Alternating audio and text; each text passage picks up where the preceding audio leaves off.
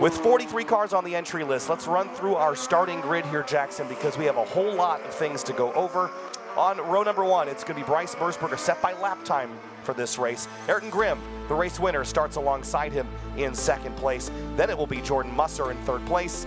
And a warning, I believe, for Zach Veach for incident responsibility, but he will roll off in 4th. Then Tony Barber starts 5th, with Jalen Batley in 6th in the number 88. 7th place will be James French, and Andy Vogel rolls off in 8th place in the number 34. And rounding out your top 10, Keegan Bosch and Justin Kelly. Row 6, Ryerson Wassell returning alongside Max Kraus in the 3-1-4. Looking back to row number 7, Isaac Nolan, the young gun, alongside Heath Pomeranz on a career best weekend in P14. Row 8 and 15th, Brett DiGiacomo finally hitting his stride in P15. Will be alongside showrunner Blair Hosey in the number 8. Trip Stout in the 3 will be alongside Jeffrey Gordon in the 54. With Michael Neff and Lee Kellert rounding out your row 20. Moving on back to 21st place, it'll be Larry Brady in the 58 car. Kyle Melnick starts alongside him in 22nd in the 35 car, followed by Sam Reed in the 256. Adam Spence starts 24th. In row 13, it's Matt Wilson in the 188 car. Grant Bourne, 26th in the 127. We know he's fast and he should charge forward. Jake Sanders and Paul Makaruka start in row 14, 27th and 28th respectively. Then John Cargy and Brian Blair rounding out your top 30. David Pereira, Ben Carroll, 168 in row number 16. Jeff Hardesty for Hardesty Racing and Dalton Sneddon make up row number 17. Row 18, Bill Dorrance and John Wilson in the 224 will be 35th and 36th respectively. AJ Campo making a couple of positions yesterday, moves back for race number 3. She'll be alongside John Canfield with Michael Woodward and Jason Oler 39th and 40th. And that should be the rest of your grid here for this one. Safety car pacing the 40-car field here as we make our way around Lime Rock Park. Just 2 races to go. Remember, this race was gridded on fastest lap. Race 4, we will have a field inversion that is rolled by the race 3 winner, so we'll update you more on that later, but you don't want to miss the rest of the afternoon in that 4th race. Of course, we have a lunch coming up here pretty shortly, but then a full afternoon of motorsports coverage here from Lakeville, Connecticut. Kyle Heyer joined by Jackson Lambros, Eddie Siegel helping us out here this weekend as well. If you got a seat on the hillside, you might as well stop using it and stand up and get ready for the start of this frantic race. 15 minutes or thereabouts as the field rolls downhill. Jackson, who do you have, Mersberger or Grimm? Give me Ayrton Grimm if he's able to hold that inside and get the clean air on the nose. But you can't count out Zach Veach and Jordan Musser right behind. All right, field's doubled up and waiting for the green flag. Remember, green means go at Grid Life. You don't have to wait for the start-finish line.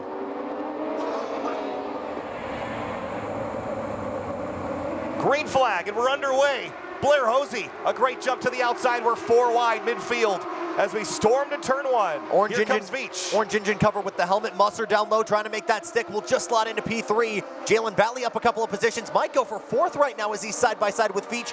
He has to back out of it, but crucially working into turn number 3, Bryce Mersberger out in front. Into the left-hander for the first time. Nice, clean, tidy start by everybody. So far, so good. Things tighten up here as we head onto the Paul Newman straight. But now weaving between the Armco there. Jordan Musser, nice start by the 106 car, getting right into the mix here. Can he challenge Grimm for 2nd place? Veach has Jalen Batley all over his rear bumper. They have yet to battle against each other so far this weekend. Grant Bourne a couple of positions up on the start as well. I know it was going to be 50-50. I caught up with him after race number 2 and admitted it was his own fault that he ended up in the wall right here in race number 1. The little family ran operation out of Ontario. Said it was going to be a hard drive to the front, but they elected to get him in the car and wrap up what will be their last day of the season. James French had it off at turn 7, and he's back on course, but lost a whole bunch of spots and dropped out of the top 10. Remember, he's a championship contender as well. Look at the stack up it created behind, I think, is that Blair Hosey in the mix there? But it's a little jammed up midfield. I think I saw that splitter pointed a little bit skyward. Fortunately, better to have it kind of like pushed upward instead of it digging into the grass, because that's led to some trouble. Saw that with Zach a little bit earlier on this weekend as well. As we look back to the front, and Musser, for the first time this season, finds himself firmly placed in the podium positions. Yeah, he's right in a great spot now. It's so hard to pass. We've documented so far this weekend when the competition is so close, this place is a real challenge and a chess match to find an advantage over your competitors. Looks like Veach has lost a spot to Tony Barber. That happened last time around. And Keegan Bosch in the 112 is next to try to run down the IndyCar driver. We're 3 wide into turn 1, a little deeper as they come by the flag stand here. So we pick that up, top of your screen, but there's Veach in that 226, the Rush of the Carolinas car.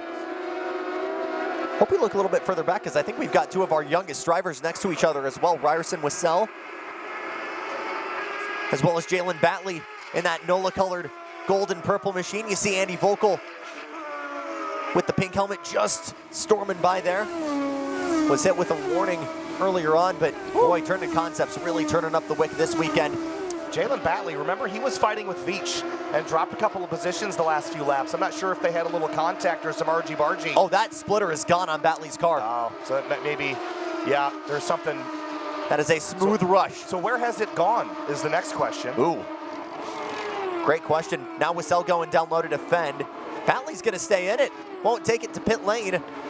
But you've got Trip Stout in the middle of that. Max Kraus, Lee Kellert, Isaac Nolan. A little bit further back, 2x2 into 1. Yeah, Heath Pomerantz was trying to get underneath Jalen Batley, but Batley wouldn't have it. He's definitely a floundering fish here without that front splitter.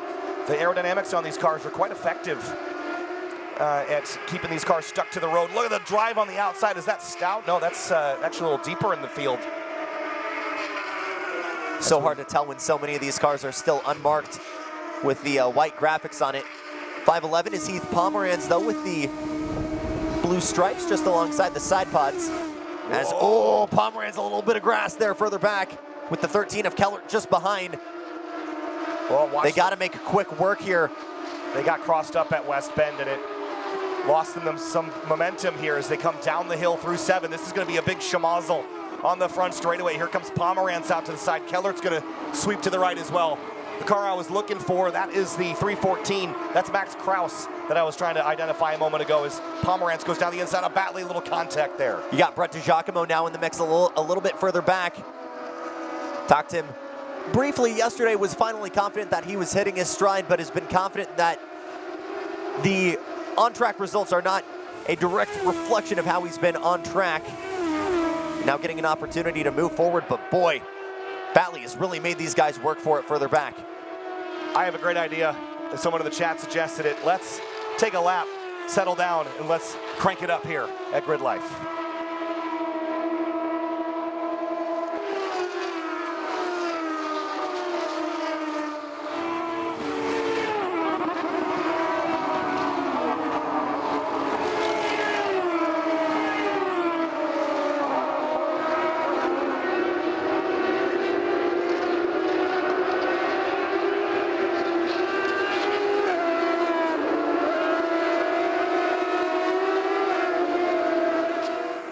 Full course yellow is out as James French is on pit lane, missing half a splitter as well. So this is possibly for debris. Because, this is Brent DiGiacomo. That looks to be over at turn 4, perhaps. So there's been a couple of cars that have had their underbellies scraped off, and then of course DiGiacomo's car looks a little worse for wear. So not exactly sure what happened there, but we're under caution with about 10 minutes to go, and the cleanup crew has been so quick here this weekend at Lime Rock. I'd anticipate a restart for Jordan Musser. That's a good thing. He's mighty quick, and Grimm has been holding them up a little bit. Been really strong at the starts, too. You rewind the clock back to Road Atlanta. He was able to snag 2 or 3 on his debut race. Jacques tried getting that car started again. I think there might be suspension damage to the front left. Oh, yeah. Yeah, definitely pointed the wrong direction there. Not what Bryce Merzberger wanted to see. He was establishing his lead, and Grimm and Musser were fighting amongst themselves. But opportunity awaits those on the restart. So unfortunately, I think we are going to have to get a truck out there for Jacques. Yeah, it's unfortunate. I would imagine that there was some contact that led to that. Puts him off course. Brett was having a pretty good weekend, if I recall, as well.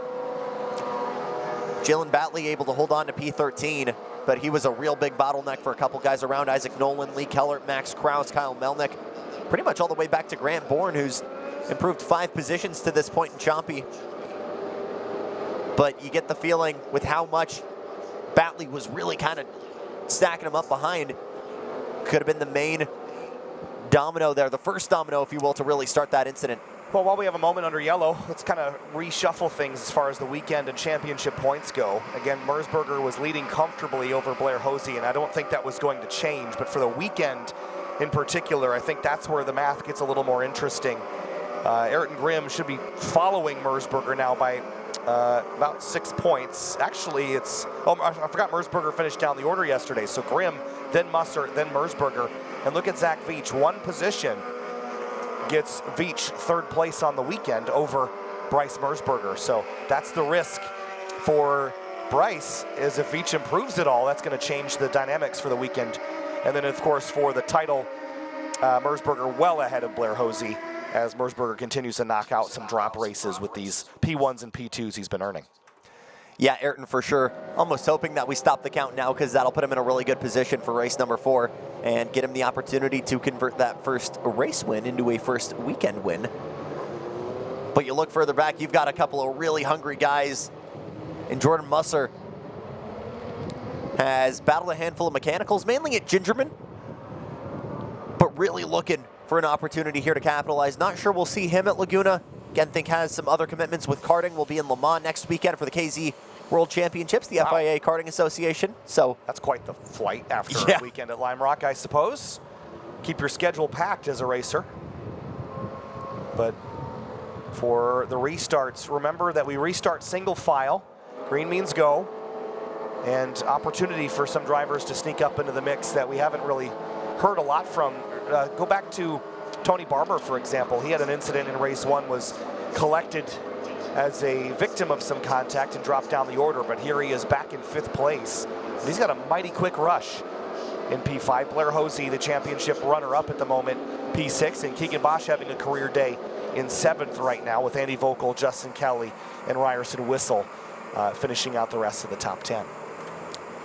Great shout in chat here, because these are Suzuki-based motors and transmissions, but they are not Gixxer. And I made the exact same mistake when I first saw these cars. These are from a GSS-X motor, slightly detuned, still making plenty of power, but a little bit less top end and more torque down low, but crucially, a lot more long-term reliability. And you look at the objective of these cars, right? Long-term, being able to go for as long as possible in an HPDE environment and just get raw track time. And easier to get a hold of as well. Remember that you can't necessarily just buy a whole bunch of GSX-S motorcycle engines. You have to buy the whole motorcycle. Right. So part of the purchase price of the Rush Series SR is an entire GSX-S motorcycle engine, or motorcycle to go with the engine. So there's basically just a warehouse full. Blair has a very funny photo of a warehouse currently consisting of gutted out GSX. So yeah, I mean, it's kind of comical when you think about it, but it's a great engine, and it's a perfect application for these cars, and it offers GT4 level performance at a quarter of GT4 money. So there's a lot to take away from this particular format.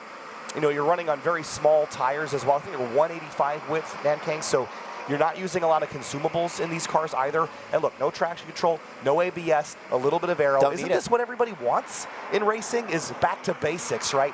I mean, beyond, the only, thing is that these aren't an H-pattern gearbox, which, but there still is, the shifting is still a little bit of a skill in these cars to get it just right, because you have pretty short ratios, and you got to use the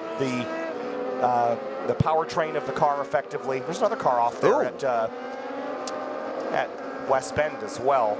Might have just pulled off there, I'd imagine, but might be Michael Neff. It's possible. I see Bill Dorrance as well, 2 laps down, so could possibly be one as well. But look, we see a lot of guys move over from the karting scene. Jordan Musser, Justin Kelly, Isaac Nolan, Ayrton Grimm. A lot of these guys come from karting at the regional and national level. And obviously from a cost perspective, it's relatively comparable to shifter kart racing, but crucially, it's got that same level of raw racing. You don't need to worry about strategy. For the most part, you don't need to worry about really conserving the car from a mechanical standpoint. You can really lean on it. So what does that mean? Raw racing, where all you're focusing on is getting in the head of the guy in front of you and really going out and going wheel to wheel.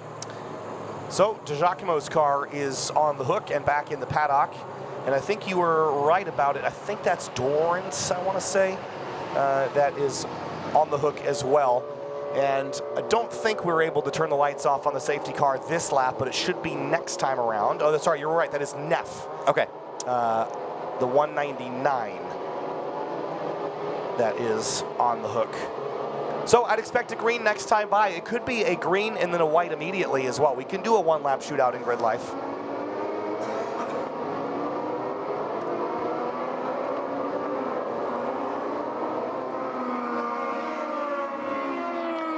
Bryce Merceberger, Ayrton Grimm, Jordan Musser, Zach Veach, Tony Barber, Blair Hosey, Keegan Bosch, Andy Vogel, Justin Kelly, Ryerson Wissell, your top 10. Ooh, yeah, the Neff's car just came by Jackson, and the front crush structure is pretty well caved in. Okay. So, which is designed to do that, by the way. These cars, they look small dimensionally, but they're incredibly safe. They're tube frame chassis cars, but they're very large inside. You can be 6'6" and fit in these things just fine. And they have a big aluminum crush structure in the front that is designed to absorb impact and prevent that from being transferred into the driver. And for Neff's car, the front crush structure pretty well used up.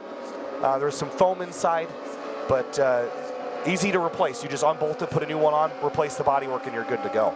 And we've got a couple of bigger guys who are around 6'5", 6'6", and they've been able to fit no problem. So, well, another advantage, making it as accommodable as possible. I would bet you, if I was a betting man, I would say 2 laps here, Jackson. I like it. I like it. You know, if we get a white, don't yell at me, but I'm going to guess 2. I would like 2 laps. And Merceberger, Grimm, Musser, Veach, Barber, any of those 5, you could pick one out of a hat. I do think, though, that being in front is the biggest advantage. Track position. I always thought that term track position was sort of silly because, of course, you want to be in front, but there are some places, like at Watkins Glen, I don't think you wanted to be in front of the last lap for the drafting. But here we go. Merceberger going to protect on the inside lane. 2 minutes left on the clock. Waiting for the green. There it goes. Green flag. And we're back underway, and Zach Veach jumps to the outside of Musser. It'll be side-by-side for 3rd place into turn 1. Gonna have to work for it. Hosey on the outside as well, trying to make something stick on Tony Barber.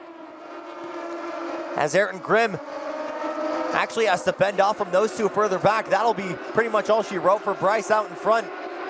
But these bottom 2 steps of the podium got plenty to sort out for. And Veach steals 3rd place away. That'll put him on the podium for the weekend. And that drops Musser to 4th. And now Blair Hosey is charging from P5. A little bit of smoke, maybe some side-to-side contact in the tire rub for the 86 of Justin Kelly. Here comes Whistle, side-by-side on the uphill.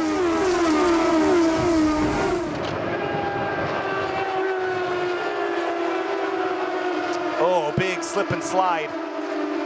Coming down the hill here, turn 7. Coming back around, white flag this time. Will be the last lap around Lime Rock Park. Bryce Merceberger trying to rebound from dropping down the order late yesterday for 3rd place. Here comes Jordan Musser, back by Zach Veach into turn 1. Musser v. Zeech. Battle we've seen a handful of times this weekend, and how about a recovery drive from Blair Hosey, just working his way into the battle a little bit further back now. Yep. And the main showrunner for Rush Auto Works trying to make that move on the Rush of the Carolinas driver. Yeah, power move by Musser to get back by Veach after losing it on the restart. See, that is Bosch in the 112. Wow. Alongside Tony Barber over the crest. Really good run there over the hill. We'll have to go the long way around as Veach nearly sideways. A little bit of contact further back. That was tight between the 112 of Keegan Bosch. Andy Vogel tripped stout. They come over the crest. Did they make it? I think they did. And they're going to be almost 3 wide coming down the hill. Bryce Merceberger comes out of the corner, rebounds from yesterday, and wins Rush Race 3. Then it's Ayrton Grimm, Jordan Musser, and Zach Veach hangs on for 4th place over Hosey, and Keegan Bosch ends up 6th in a frantic late race restart from Lime Rock Park. Veach just able to leg out there. Blair Hosey at the very end, but Hosey kept him real honest to the very end. Tony Barber, unfortunately, not the final 2 laps he would have wanted. Drops back from P4 to P7, trips down, and Andy Vogel grabbing a couple as well. And we talked about Batley really able to hold on for the most part. We finally saw some honesty from that 88. Falls well back outside of the top 10 in the final 2 laps. Wow, that was fun. And again, we see that the pole sitter has the biggest advantage. But now for race 4, we will do a random invert off a dice roll from Bryce Merceberger. That'll happen off camera, but make sure you tune in Later today, Rush Race 4 will be at 4 o'clock p.m. Eastern Standard Time, so about 5 hours from now. But let's have a look at our race results here for the GRIDLIFE Rush Series and go through things once more. It was at the top of the board, Merzberger, Grimm, and Jordan Musser. He almost lost that position, and for Merzberger, that was lucky because he will stay on the weekend podium for now, with Zach Veach slipping to 4th. Looking a little bit further back, Justin Kelly, Max Krause, Isaac Nolan. There's Jalen Batley. With Adam Spence gaining a couple of positions, Grant Bourne up 10 or so after starting well within the 20s. So a couple guys dropping up, a couple guys going down. Yeah, Jeff Hardesty back there in 30th place. Paul Makaruka up a couple of spots. And then the last page, here's some drivers that didn't have the luck that they were hoping for. Bill Dorrance, Brett DiGiacomo, Michael Neff, and James French we saw with that splitter damage. He came into pit lane missing half of the left front of the splitter. And with that, let's have a look at the highlights from the Rush Series Race 3. On the start, this is such a critical part of the race. But you see Jalen Batley in that gold car in the middle of the field there. It didn't take too long to have a little bit of damage on the nose of that thing. When the yellow flag came out for the stop car, Brett DiGiacomo, it gave us a chance for a restart. And there's that 12 stricken with some damage. We also saw Michael Neff off at West Bend. And on the restart, this was critical here. Watch Blair Hosey jump to the outside, and then Zach Veach to Jordan Musser. He muscled around him, but it didn't last long, did it? No, it didn't. And a little bit further back, boy, that really allowed the powder keg to explode here as Blair Hosey was able to pull a seat up at the table and really get that battle going on. And a monster launch from Keegan Bosch on the back straightaway allowed him to go side by side. You saw that further back, nearly 2x2 further at the top of the hill as Batley, without that splitter, finally started dropping back. But Bryce Merzberger able to get his second win of the weekend. Bryce Merzberger wins Rush Series Race 3 here from Lime Rock Park. More coverage from Lime Rock coming up. It's Track Battle Heat 5 after this.